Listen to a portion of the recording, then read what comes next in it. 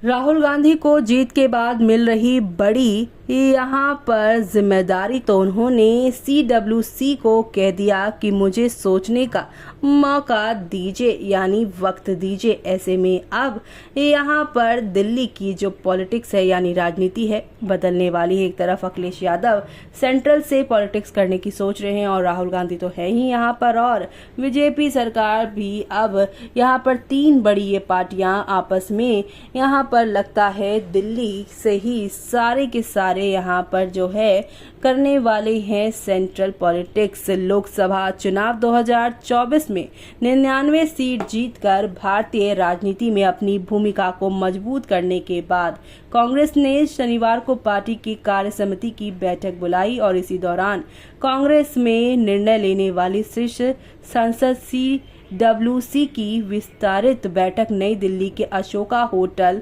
आयोजित की गई थी, जिसमें लोकसभा चुनाव परिणामों और भविष्य की रणनीतियों पर महत्वपूर्ण विचार विमर्श हुआ।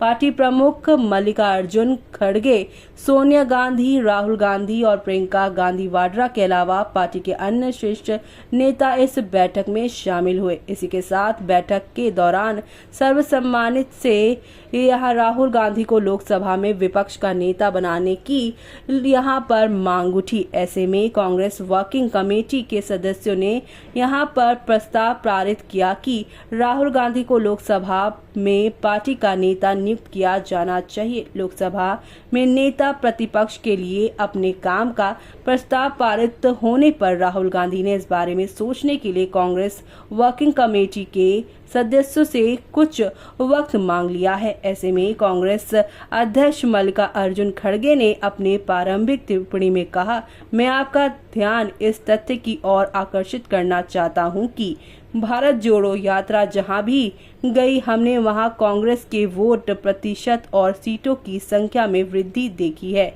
जिन्होंने बैठक के दौरान अपने संबोधन में कहा, मणिपुर में हमने दोनों सीटें जीती, हमने नागालैंड, असम और मेघालय में भी सीटें जीती, महाराष्ट्र में हम सबसे बड़ी पार्टी बनकर उभरे। देश के लोकतंत्र और संविधान को बचाने के लिए सभी क्षेत्रों के लोगों ने कांग्रेस पार्टी का समर्थन किया है। इसके अलावा हमने SC, ST, OBC और अल्पसंख्यक मतदाताओं के प्रभुत्व वाली सीटों के साथ साथ ग्रामीण क्षेत्रों में भी अपनी सीटों में यहाँ वृद्धि देखी है। आगे बढ़ते हुए हमें शहरी क्षेत्रों में भी अपनी उपस्थिति दर्ज करानी होगी।